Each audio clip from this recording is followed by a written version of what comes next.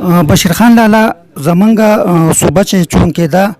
د ډېر وخت نه د محرومۍ ښکار ده او د دې ډېر زیات مسایل دي، خصوصا د صوابۍ ډسټرک نو 200 ارب روپۍ د ټوبیکو سیس په مد کې مرکز ته 200 ارب روپۍ ځي، د هغې نه واپس صوبې ته 1 روپۍ نه میلاویږي. بله خبره دا ده چې کم د هایډل کم پرایویټ نیټ چې دی نو د هغې زمونږ مسله ده د مرکز څخه یو خو په ټایم باندې هغه پیسې نه میلاویږي، بلکې میلاویږي په قسطونو کې لږې لږې میلاو شي، زمونږ په بیا دلته څه کار نه کېږي. دا دوه خبرې خو د مرکز څخه زمونږ دي. بیا لکه په صوبه کې زمونږ د ملکنډ ډویژن یا زمونږ د لوور دیر او د اپر دیر کومه حق تلفي چې کېږي، لکه اوس عاطف خان د مخ ورځو کې راغلی و، هغه وی چې یاره د کالام نه به کومراټ ته د باډګویي په لار باندې 114 کیلومیټر جوړیږي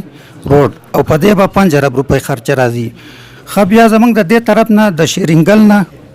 تلته 35 کیلومیټر روډ دی، د هغې څه دغه نشته، فرسان حال نشته. نو که چېرته دغه کوریډور جوړ شي او زمونږ د شیرینګل طرف ته روډ جوړ نه شي نو زمونږ لوور دیر او اپر دیر به د ټول عمر دپاره محرومه پاتې شي. بس دا زمونږ سوالونه. احساس صاحب تاسو په خپله شاعري کنه سه احساس در سره دی داغه په وجه باندې طبيعت می حساس دی.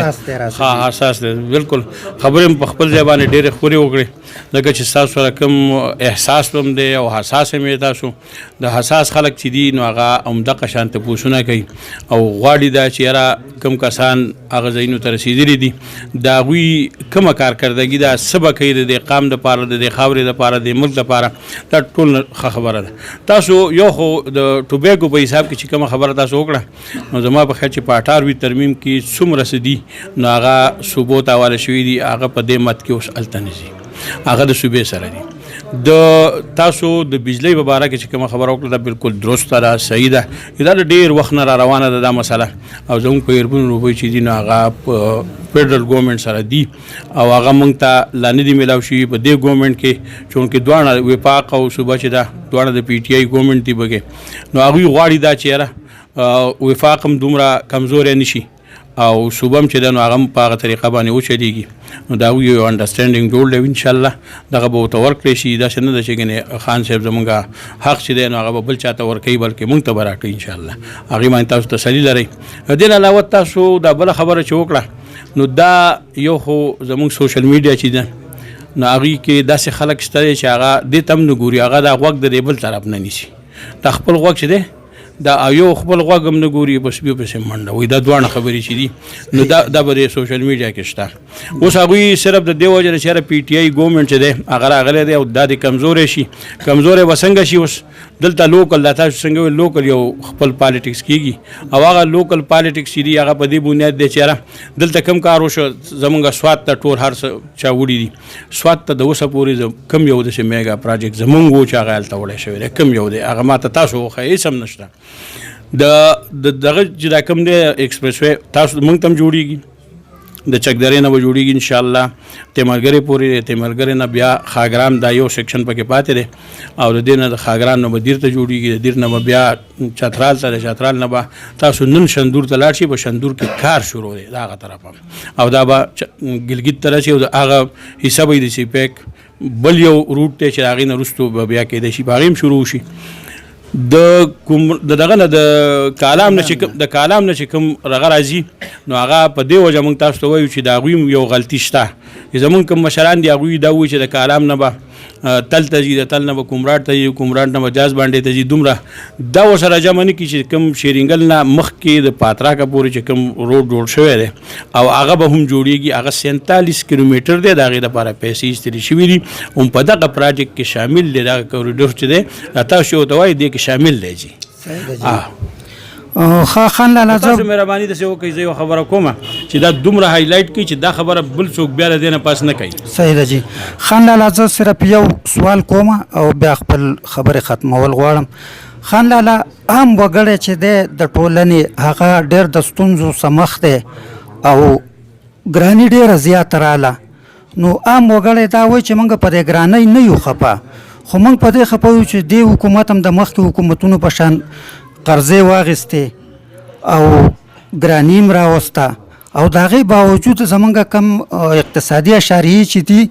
نو کم چې بین الاقوامي ادارې دي هغه وایي چې یاره لا مثبت نه دي. نو لکه قوم دا پوښتنه کوي چې یاره ګراني م راله قرضې مو واخیستې نو مطلب دا چې دا څه علت دی چې دا اقتصاد نه ښه کېږي؟ تاسو خو جی زما په خیال تاسو کتلی نه دي د هفتې نه چې زمونږ په هغه 20 ملکونو کې IMF والا حساب کړي چې کوم به پر روان وخت کې په هغه ملکونو کې چې هغه به مخ په وړاندې اقتصادي طور تک کوي هغه 20 بلکې د ایشیا کې په 10 ملکونو کې ته په هغه حساب باندې حساب او بیا په 1 نمبر باندې د چاینا نه مخکې هغه اصلاحات چې کوم اقتصادي اصلاحات دي چې هغه موږ د دې حکومت کړي په یو کال کې هغه دومره خدي چې د چاینا نه بلکې هغه یو چې دا ډیر خدي دغه چې دي د بنگلاديش نه یا د انډیا نه د ټول رستو پاتې کړي دي دغه تاسو زما په خیال دا یو پهلو تاسو ګورئ ځکه وایم چې دا بل پهلو چې تاسو ګورئ البته تاسو ته پته لګي که تاسو یو سایډ ګورئ کنه او هغه اورئ او دا بل طرف نه اورئ به پکې دا مسله وي تاسو ان شاء الله تعالی زه تاسو ته وایم چې نن ډالر په ځای ولاړ دی دا خان صاحب ډیر وخت نه د مخکې ویلو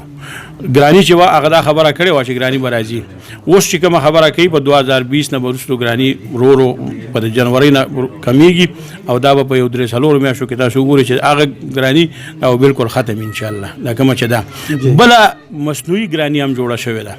چې هر سړی چې کله ورځي نو سره دا خبره کوي چې عمران خان هر څه ګران کړي دي او په دکان کې چې کوم شی سړی چا څنګه خرڅ دا یو شی جوړ شوی دی د هغې په وجه باندې که پرس که موږ هم سوچ وکړو چېرې دا شی ولې څومره ګران شوی دی د دې نه لږ معلومات وکړو موږ خو هم لکه دا ټول شی نه چې دي په دې سوشل میډیا باندې تاسو وچلوئ چې یاره دا مصنوعي ګراني چې ده د دې خلاف یو دغه وشي یو کمپین وچلېږي نو انشاءالله دا به هم په قابو شي اوس سره تاسو چې کوم وایي نو د اقتصادي طور دا تا چې ګرانی راځي ګرانی څنګه راځي 4000 عرب روپۍ زمونږ د ټیکسونو نه آمدن دی سالانه وفاق ته راځي 4000 عرب روپۍ 2000 عرب روپۍ چې دي هغه چېرته ځي په سود کې ځي